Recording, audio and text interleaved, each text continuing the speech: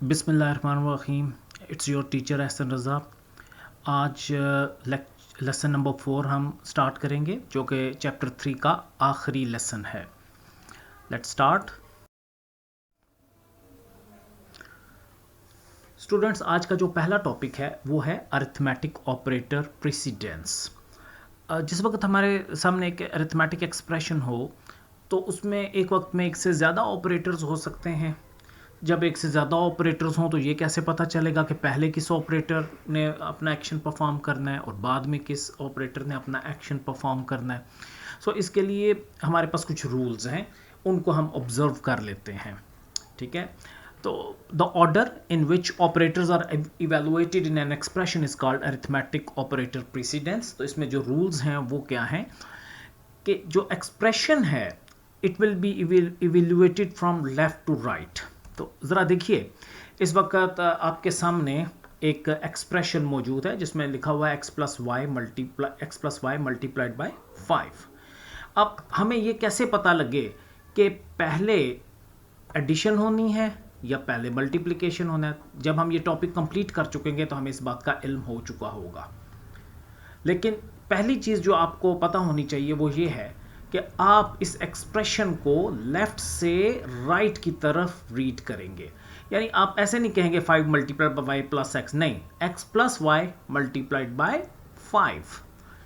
अगला जो रूल है हमारा वो ज़रा देखिए क्या है कि parenthesis are evaluated first, right. तो अगर यहीं पे अगर आप देखें तो यहाँ आप देखिए 2 पैरेंथेसिस अब आपको नज़र आ रही हैं।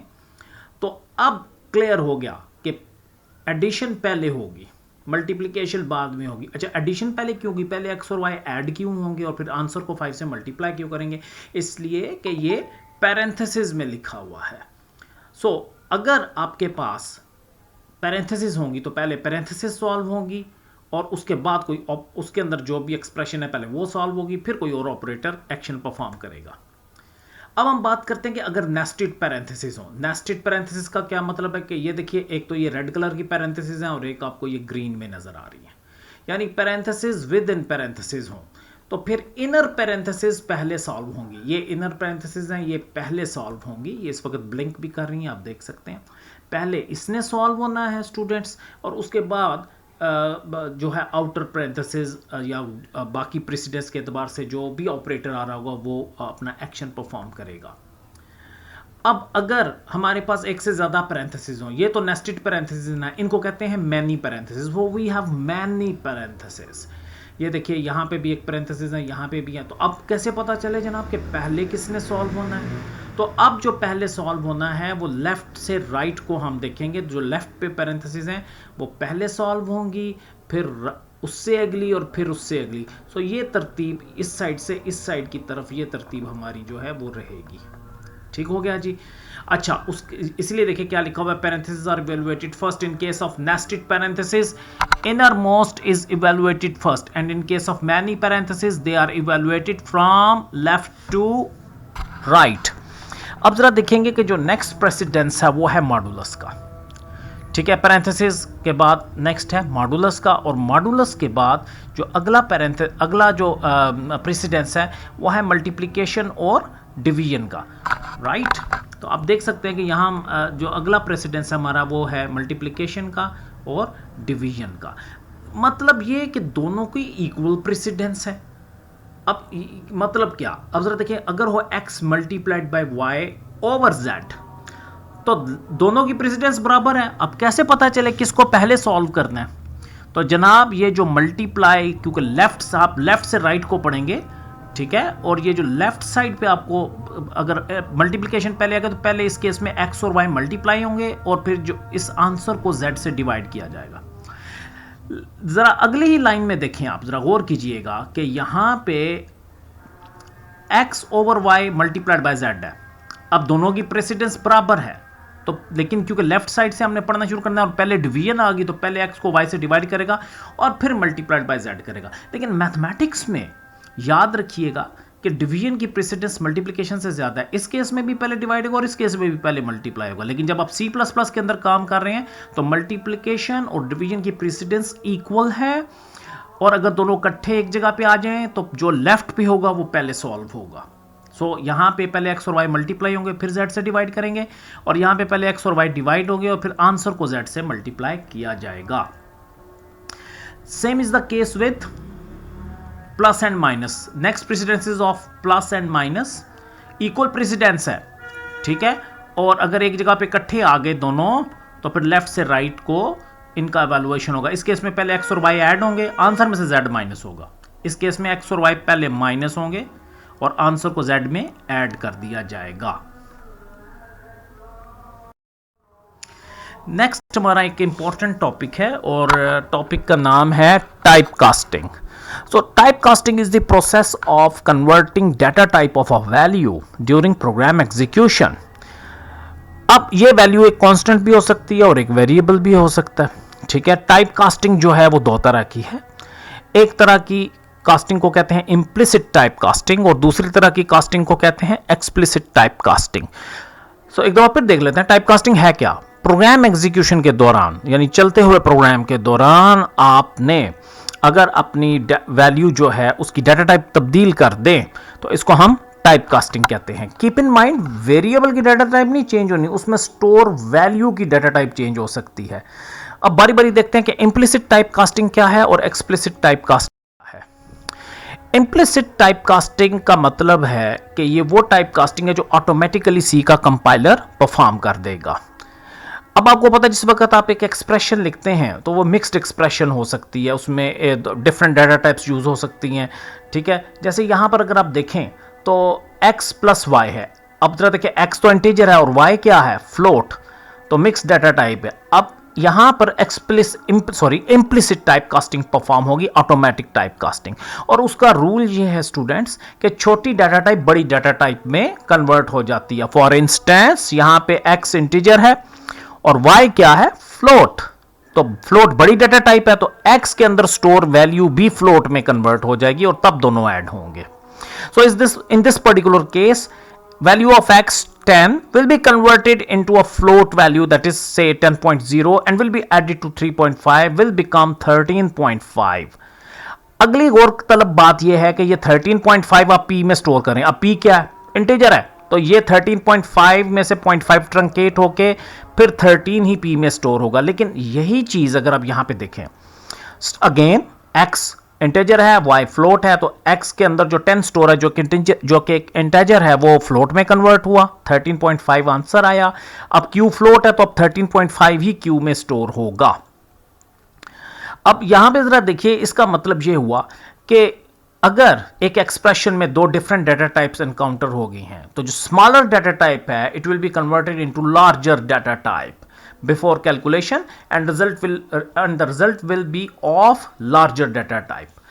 अब यहां पे जरा देखिए, 4 और फ्लोट अगर ऐड हो रहे हो तो answer will be float. Integer और लॉन्ग मल्टीप्लाई हो रहे हो तो बड़ी डाटा टाइप कौन सी है, लॉन्ग है ना, तो फिर लॉन्ग आंसर आएगा. डबल और इंट, देखिए डबल को हम डिवाइड करें इंट से, डबल बड़ी डाटा टाइप है, इंटीजर छोटी डाटा टाइप है, तो ये इंटीजर वैल्यू भी डबल में कन्वर्ट हो जाएगी और double divided by double will be double. यानी वही बात कि दोनों में से जो बड़ी डाटा टाइप है जो रिजल्ट होगा उसकी भी डाटा टाइप वही होगी. फ्लोट और इंट के केस में फ्लोट आएगा, फ्लोट और डबल के केस में रिजल्ट की डाटा टाइप डबल होगी.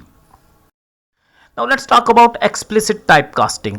Explicit typecasting प्रोग्रामर खुद परफॉर्म करता है और उसके लिए कास्ट ऑपरेटर यूज करते हैं. कास्ट ऑपरेटर के लिए आप क्या करेंगे कि आप जिस डाटा टाइप में कन्वर्जन करना चाहते हैं उसको पैरेंथेसिस में लिख देंगे, ठीक है, जैसे आप यहां पे देख सकते हैं, और ये एक्सप्रेशन लिख देंगे जिसकी डाटा टाइप आप चेंज करना चाहते हैं. अब ये एक्सप्रेशन क्या हो सकती है, it can be a constant, it can be a variable, it can be an arithmetic expression. For example suppose कीजिए मेरे पास एक फ्लोट वेरिएबल है x और उसमें स्टोर क्या है 16.3. मेरे पास एक फ्लोट वेरिएबल है y, उसमें क्या स्टोर है 4.2.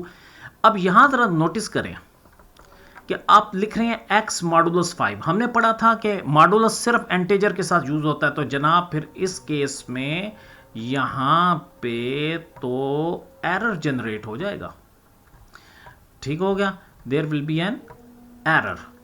क्यों एरर जनरेट हो गया, क्यों, आप मॉडुलस को फ्लोट वैल्यूज के साथ जो है यूज कर लें. इंस्टेंट अगर हम ये करें क्या कि हम अपने x और y को, ठीक है, इंटेजर में कन्वर्ट कर लें। देखा आपने कि हमने जिस डाटा टाइप में कन्वर्ट करना चाह रहे हैं उसको ब्रैकेट में लिख दिया इंट एक्स इंट वाई और बीच में मॉड्यूल्स। अब यहाँ पे होगा क्या, x को पहले x के अंदर जो वैल्यू स्टोर है उसको पहले वो इंटेजर में कन्वर्ट करेगा, y के अंदर जो वैल्यू स्टोर है उसको इंटेजर में कन्वर्ट करेगा और फिर दोनों पे मॉडुलस ऑपरेटर परफॉर्म जो है वो परफॉर्म कर देगा। So that's perfectly all right, ठीक हो गया। अब इसका मतलब है कि 16.3 है, जब इंटेजर में कन्वर्ट होगा 16 रह जाएगा। 4.2 y में स्टोर है, जब इंटीजर में कन्वर्ट करोगे तो 4 रह जाएगा, तो 16 मॉडुलस 4।